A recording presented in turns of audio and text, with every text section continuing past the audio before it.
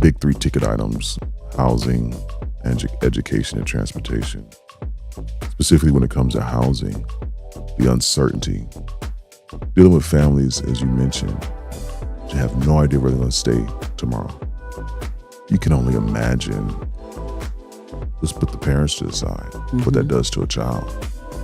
And so we've seen anxiety rates go up, even specifically around communities of color. And even look at young girls and what they're dealing with. Some of that has to do with social media. But this idea of not having stable housing. Welcome to another episode of Strong Place. I'm Io Johnson, Executive Director of Mental Health America of Central Carolinas.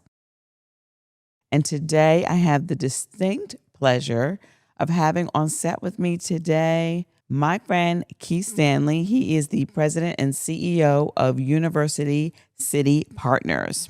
Starting in this role in January 2023, Keith is responsible for implementing the overall strategic vision plan for University City that was released in 2021. In addition, he will focus on building the university brand, increasing community engagement efforts, and supporting small business and entrepreneurial opportunities in University City. Keith has over 20 years of community and economic development experience. Among his accolades are, it's a long list, Milwaukee Business Journal's 40 Under 40 winner, Biz Times Nonprofit Executive of the Year, Young Alumni Award from the Milwaukee Public Schools Foundation, the Young American Leaders Program of Harvard University, and the Diversity in Business Award from the Milwaukee Business Journal, and one more, the 2022 Frank Kirkpatrick Award of the Greater Milwaukee Foundation. Quite a long list of accolades. I am so honored to have welcome to the set, Keith Stanley. It's an honor and privilege to be here, Io. Thank you. Thank you for being with me. So I'm going to get into, asking about your personal mental health journey. But so we met shortly after you became CEO. We have a mutual friend. That's right. So shout out to Gabby. For those of you that don't know, Milwaukee runs deep in Charlotte, okay? They have a whole pub and everything that they go and watch the Packers play. So don't mess with Milwaukee. And I got on real green for you today, right. you know. Thank you. I appreciate that. Unintentional, right? Yeah. So we done some business and had some great meetings, and I caught your vision earlier that what you had for University City. And so much so that recently I moved into University City because I was like, Keith is doing some phenomenal work and I want to be a part of it. So just thank you for being on Strong Place. Really happy to have you. Well, thank you for the warm intro and thank you for being a part of University City. We got some plans for University City. Yes, and we're going to get into that. But this is a mental health podcast. So first, I just want to talk about, what is your personal mental health story? I believe that we all have one, and some of them start when we're younger as kids, and some of them kind of emerge a little bit older. But tell me about your personal mental health journey. I would say I look at my personal mental health journey as a one through leadership and community. In the work I do every day, as you mentioned in the bio, in the opening, I'm always looking at how do we build stronger, resilient communities. Going all the way back to my childhood and seeing the impact of how economic uncertainty can impact families and communities. And so I look through the lens of community and leadership, and how do we build stronger communities, stronger leaders, stronger families to deal with the ups and downs of life, not just economic ups and downs, but also personal ups and downs, physical, mental ups and downs. How do we build stronger, resilient communities? So you mentioned about economic disparity. Yes. And I definitely understand that. I had my share of that as a child. And I think that we don't always give credit to, right, or acknowledge how economic disparity as a child and especially if your family's struggling, how that can affect your mental health as a child. What are your thoughts on that? Do you have a personal experience on that, or even stories that you've heard through the communities that you've served? It's an excellent point. When we look at just the shape of America and the direction we're going, and it's always been this way. But economic disparities, these challenges that we have in our communities, whether it's job loss, whatever the case may be, even natural disasters that impact communities. Mm-hmm. The goal is building resilient communities who can bounce back. When I think about the mental health journey of myself and my family and my community, I think about the church. Recently, I've had the opportunity to read a book by Dr. Rita Walker, The Guide to Mental Black Health here in America. Mm.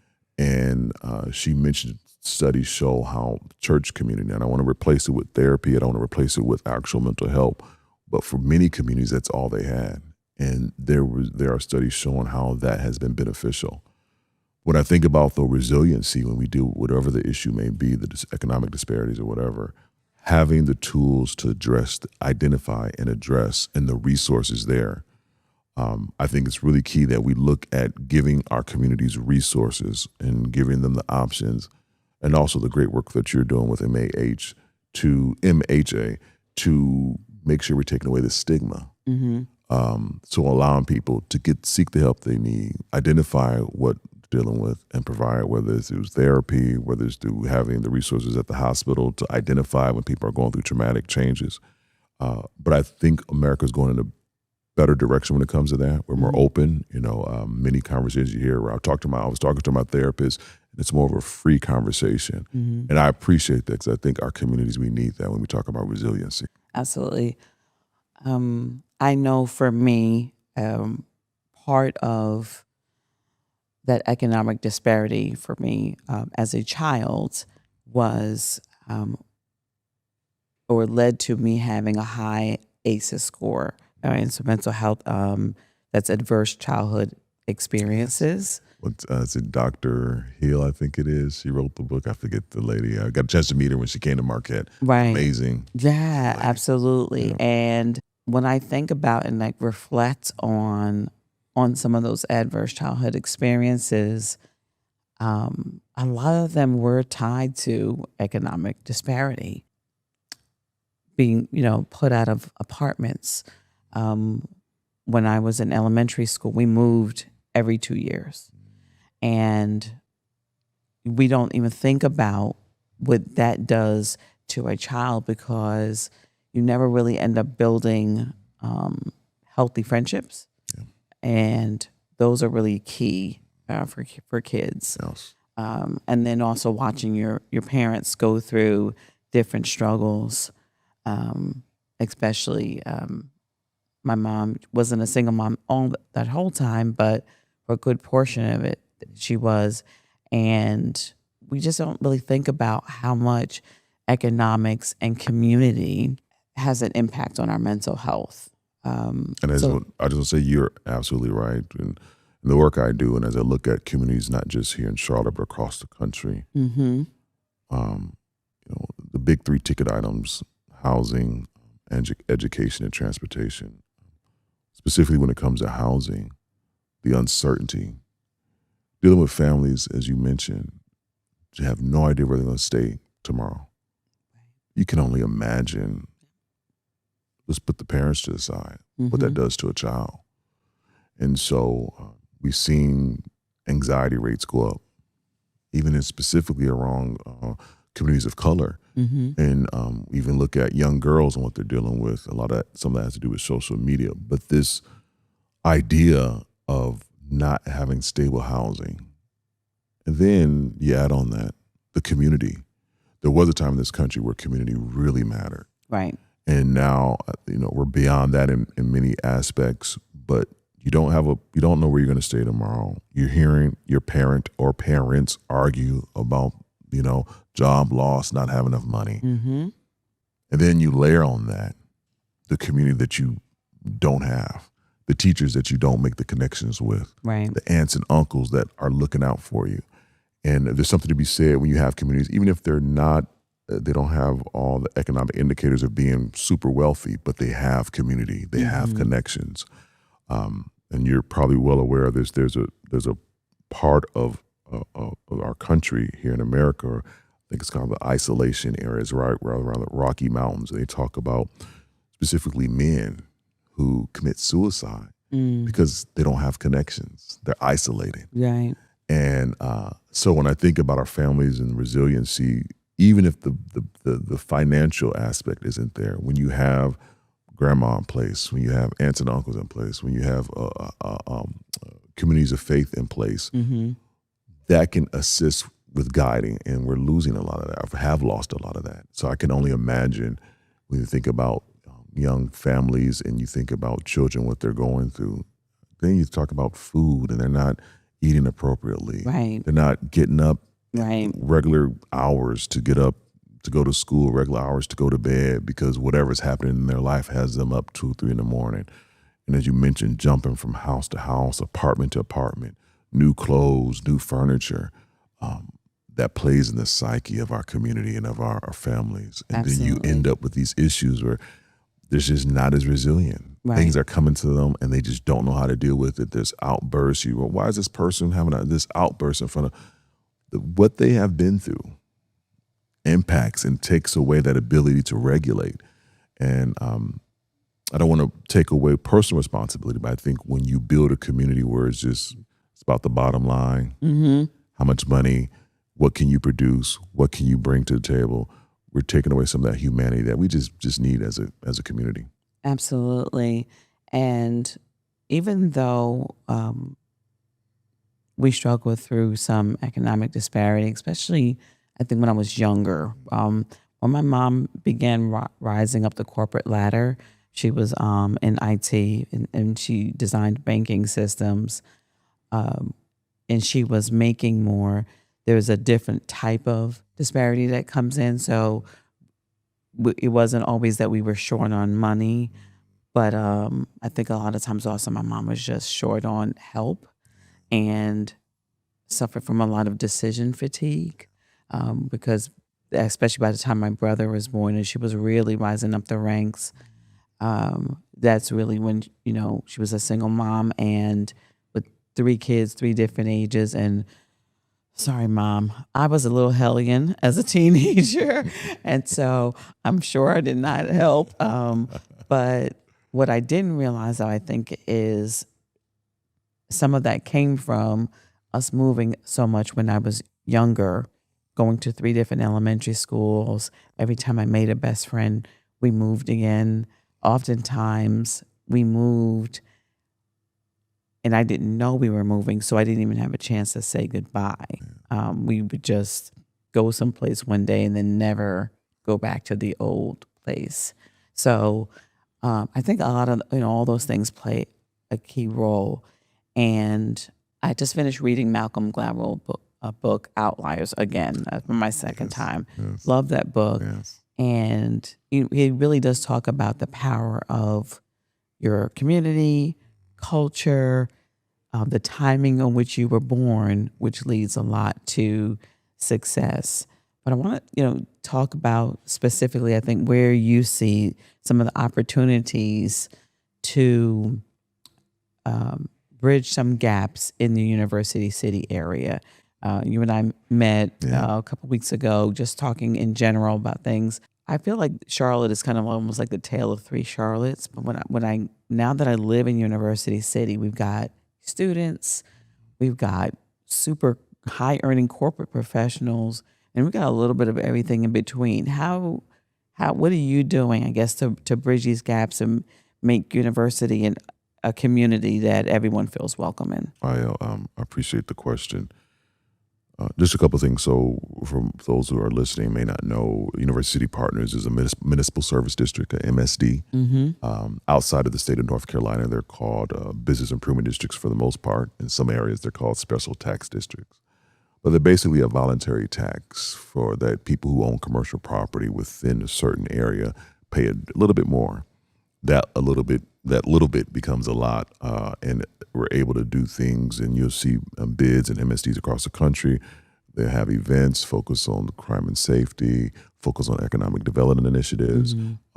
If most of the times when you do visit a small town anywhere USA and there's a Thanksgiving parade or Christmas tree lighting ceremony, a lot of times that's the business improvement district behind it. And so we have 63 in the state of North Carolina, 6 in Charlotte. And so I say that to say that there is a way that we're able to connect as an MSD with everybody. We connect with our schools, our universities, our houses of faith, worship. We connect with our students, our homeowners, our renters. And how you frame the question, really, we are trying to develop connectivity to community. Right. And so we hold signature events. We have 6 signature events within University City. And it's what I would say, if I can say this as humanity, we strive and thrive for, which is community and connectivity. And so we have these events and we promote them. Majority of them are free. I think the only one that isn't free is the 5K because we got to pay for the services for the 5K. And there are some costs associated with Wine Fest. But we have these events. The example I would give is recently we celebrated our Juneteenth Art Fest. And it's a way for us to bring our artists together and celebrate the community. Over 10,000 people came to the lake to celebrate. And you see the smiles, you see the community, you see the connectivity. Yes. You see the people being able to be authentically themselves. And I think sometimes we live in a society where we curate, a presence on social media. We even curate a presence that we want people to think. But when you get the music and you get the food, you're just able to be yourself. There's something about that. And the work we do, we call it community and economic development. So economic development, a lot of times that's when you're looking at the businesses, you're looking at the infrastructure to bring economy to your community. But then there's community development. You're building on the community. How do we develop this product so people are excited to live here, to be here, to shop here, to learn here, to stay here? And so for us in University City, our goal is really to make sure people feel welcome, they feel warm about, they have a fond memory. When I first got here in 2023, I did over 260 interviews with people. 260. 260. Wow. I don't know what I think I was drinking 5-hour energy drink. I don't know what. Oh my God. It was 6 months and 6 months. In 6 months. It was absolutely crazy. But there were some takeaways. And I took notes every time. I tried to ask the same questions with each person. They talked about University City. I remember I had my prom here. I met my wife and we took a paddle boat ride. We had this great event. They used to get the symphony orchestra used to come and do these concerts by the lake. And I took those ideas and say, we have to get back to that. We have to get back to an experience where people are able to enjoy. Don't get me wrong, Charlotte is absolutely amazing. Now they said 157 people come daily here. Right. And there's so much growth. And that is absolutely amazing. My job and working with University City Partners is though, after you get done with working, after you pick the kids up from school, how do you enjoy your community? How do you reconnect? How do we get you to come to those 140 restaurants and just sit back and have a good time? Right. And that is a part of community, but it's also a part of being a human. I want to go in this direction real quick. We know in the work that we do that is becoming much more expensive just to exist in this country. An example I would give is there's a time, I'm not going to date you or I, but there was a time when many of us could let's go to the mall. Right. Didn't have a dime in the pocket. And you just walked around Just the mall. walked around. Right. People watched, connect, laughed. Might have grabbed a burger or a slice of pizza from New York. Exactly. Slice of pizza. Exactly. Right. Something you could afford. It was cheap. It's it real filled cheap. you up. But you were out. Right. You were connecting with people. And the malls didn't mind teens being in them because we were safe. Exactly. Totally safe. Now, it's not the case. it's not the case. Someone said, if I step out my door, I'm spending $150. No matter what I do, I'm going somewhere. And we've monetized really the space of just hanging out and being. And I get it. Some people will safety and security. But for the most part of humanity, you just hung out with people. Right. You connected with, you broke bread with people. Right. Or played arcade games. That was another yes. thing. Yes. Not to date ourselves. Yeah. But, yeah. there's no I enjoy arcades. exactly. There's no arcades. It's where do you go without having to shell out a couple $100? Right. And so people say, why? And what does this have to do with mental health? And what is I'm saying Has that everything we to do have with to it. do. We have to create places where people can be free and experience their humanity. The other example I would give is that when you talk to many people who had the on-campus college experience, and you ask them, what was the just best time in your life? The best time. Most people will say, my undergrad college. But it's not for what you think. Their undergrad experience allowed them to be in an environment where they didn't have a lot of money, but they can walk anywhere they wanted to for the most part. Their friends and their network were right there near them. Yes. All their needs were met right there on campus. Right. And they created this environment where we talked about earlier, where they're not jumping from, house to house, and there are some economic uncertainties for some of our college students. For the most part, though, you're isolated in a place that you can really have a healthy life. And we've pretty much, I think, in this country many times have taken that away once you get off the college campus. Now it's like, okay, if I walk outside, like I said, how much money I got to spend. If I go here, I got to spend this, and I can't just exist with my community. Yeah. And you know why that's so important, especially when you talk about how we tie it into mental health. One of the leading causes or gateways into depression is loneliness and isolation. And as we break down and discourage people from being in community, we are inadvertently also increasing our literal diagnosis rates for depression. That's it. We were made and created to be in community, and adult loneliness and isolation is really an issue, but it also seems to be an issue with teens and young adults. And we won't get on the social media soapbox because it does have its place, and there are some really good things about it, but it has created a false sense of connection and community because you're doing it through a screen. You're doing it through a little box or a computer, and you're not face to face, and we're not having organic conversations anymore with people. And some of us are losing their communication skills. That's it. Just don't know how to just sit and be. I hate to get on I think they call it Gen Z. I hate to get on my Gen Zers, but there's a phenomenon they call it the Gen Z stare. You go inside an establishment and you ask them a question, and they just look at you. And I was like, I experienced it. The Gen Z stare. Gen Z stare. Yeah, I've experienced it. Yeah. And I kept thinking, what is this? And I actually went online. I was like, what is? And it just that ability to engage and connect. It's challenging now for generations that are coming up. They're just not doing it. Right. And when once again, I go back to the resiliency. So okay, so you go in, you're a barista, and you're out of a certain type of coffee. Oh, excuse me, sir, we don't have that coffee. They don't. Many of them, not all of them, but many of them don't have that ability because you're in front of your phone. You press a button. The magic number I heard study, it's 150. The human brain is really only capable of having 150 friendships and connections. And so when you talk to somebody, I have thousands of followers, I have thousands, that means absolutely nothing. Your brain cannot handle engaging that many people. That's a really good and statistic. And so I find it fascinating when I hear people who, once again, they live their life through social media. Put that phone down and actually talk to somebody. I talk to our interns. We have some great interns at University City Partners. Oh, give a shout out to you, interns. Shout out to our interns.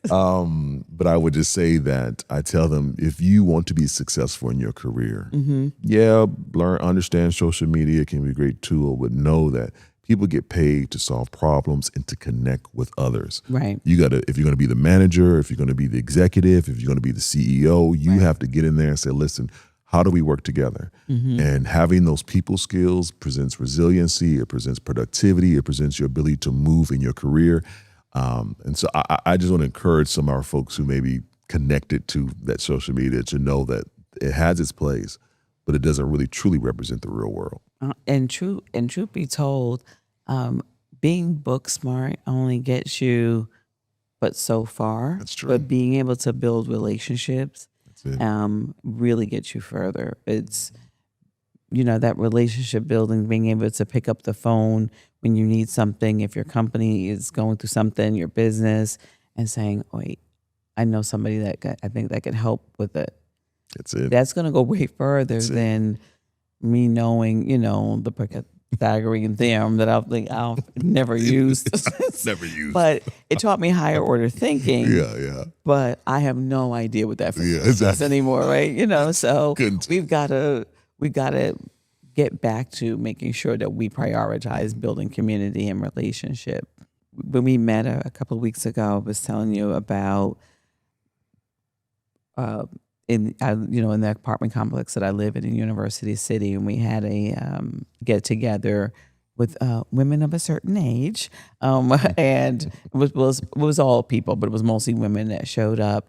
And I want to ask you, as a man, why do we see more women showing up in community and engaging with one another and building relationship in community, right? Our overall community, not just our families and our close-knit circles, but when it comes to different events. I've been to several of the events that you mentioned, and there's some brothers that show up. There's some people that show up. There's some men that show up, but it's mostly women that are bringing the sauce to the community. Are our men struggling to find connection and to build community? That's a good question. I'm definitely not an expert. Just from your own, but from my own thoughts. Well, I will say this: a couple things. One, I want to give a shout out to, since I've been in here in Charlotte, there's definitely been a lot of men who have showed up, but the majority of people who've showed up to support me during these transitions have been women. And I have been astonished at their ability to connect and just process and get things moving. So I give a lot of credit to a lot of the women, specifically my wife, for her support in this transition for me. But there's so many women I've met here in Charlotte who are just connectors and builders. And so there's something there, and I really do appreciate that. So I give it a shout out to all the women. I do think, though, that men, we struggle in that. I see it in my own friend groups. I see it in other friend groups that how we maybe have been raised, how we interpret the world, that building those connections can sometimes be a challenge for us. That's why I don't poo-poo whether it's or talk down about whether it's a church community, a faith community, fraternities. I think we need to have these bridges to allow us to connect. I heard somebody say, I think it was a man, I forget the name of the man who wrote the book, but he talked about how men engage. We don't engage face to face. So I mean by that, if I call one of my fraternity brothers or call one of my friends and say, hey, let's just meet up for coffee and look at each other face to face, he probably go like, what's up, man? But we're shoulder to shoulder. Hey, man, let's go check out a game. So we're still having the same conversation, but there's something in between us. Now, I'm not for sure the psychology behind that. Let's go fishing. Oh, let's go work on a car. Let's watch the game on the television. Let's go get some barbecue. Something that has to be done shoulder to shoulder that allow us to experience the connectivity that, quite frankly, women experience organically. So I'm not saying that's the cause or rationale, but I do think when we look at men, we have to be very just intentional to build these relationships and understand the importance. I think a lot of us, because of how we've been taught in our version of masculinity, I'm not saying it's right or wrong, but our version of masculinity is like, okay, this is what it means to be a man.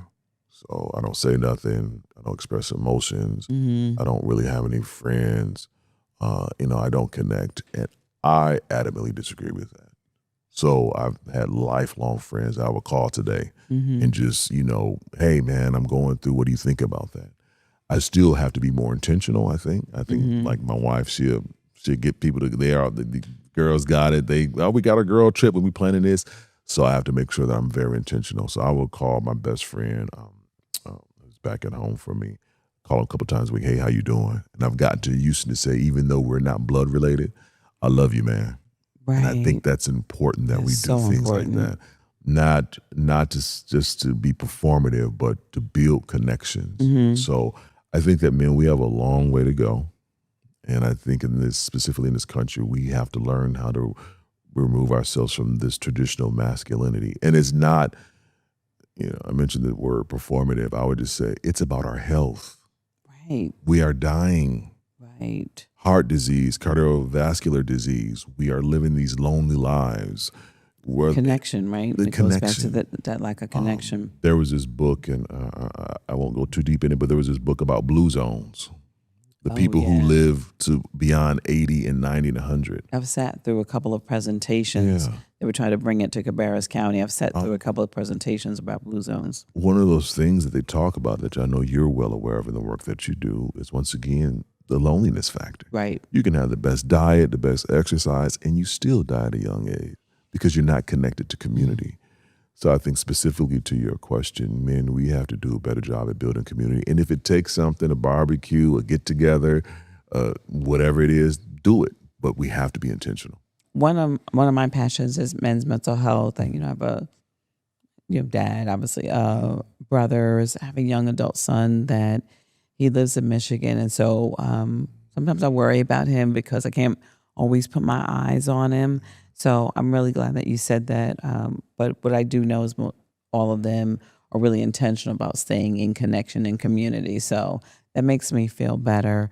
But I also brought that up because one of my goals has been for a number of years. I've been doing a nonprofit for over 25 years. I like to say a quarter of a century, so I sound real wise. Is I want to do a men's mental health event, but I also happen to love cars. People don't always know that about me, and I've been wanting to do a classic car, some type of car show fundraiser, and I would love to do it with MHA. And when I walk around the lake, one of those days on my walks, I was like, wait, I've always wanted to do it on the water. I'm like, oh, I got to do a car show here on the water. Hopefully Father's Day weekend if I can pull it off. But so I'm gonna talk to you. But, Yeah, but we should. I love that. My first year here, there was a classic car group parked in front of our office right there by the lake, and I came out these beautiful cars, 60s and 70s and yes, 80s. I love it. And they were older men. They were proud of their car. I actually gave them my car. I was like, hey, we should do something. I would love to explore that opportunity, and I would get behind it. I think it's a great way to bring, as we get in that shoulder to shoulder, right. Give them something to do, That's but it. give them something to do. Give them, they can look at the cars, but we're also talking about how you're doing, Right. resources that are available. Love to explore that idea. Okay, I love it. like Love it. I'm so excited about Reason, that. we're trying to activate that lake 24/7. So that Okay. we want to keep things going. We have 12 events, six events are ours, but we're always adding. So we would love to do that. All right, we're gonna make it happen. Yes. 'Cause I know two of us together, we can make this happen. Before we go though, a little birdie told me that you were involved in a documentary as a child. Was it? Tell me about that. As it's not in your bio, Yeah. and I've known you for a couple of years, but I did not know about that.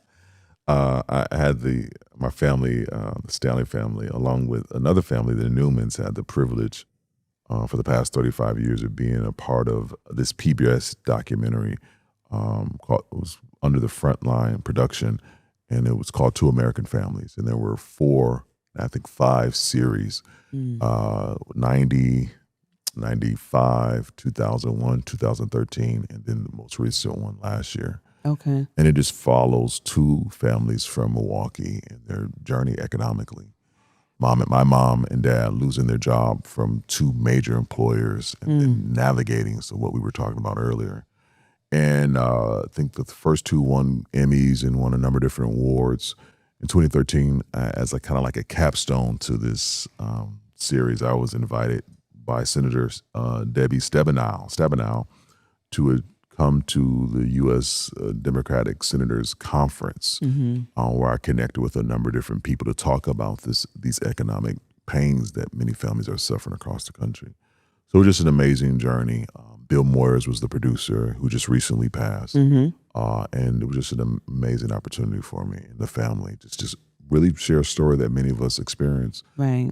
The many things you spoke about, the grief and pain of losing jobs and post-industrialization and what that meant to many communities, especially in the Midwest. Hmm. And so why you have so many of us here in Charlotte, and so talks about resiliency, talks about pain, talks about suffering, talks about loss, but it talks about celebrates family and community and overcoming. So it's a big part of my life because people stop me in the street. Hey, how the folks doing? And my mom recently passed, Oh, so sorry. so that's been a challenge as we still process that. But it's been an amazing journey.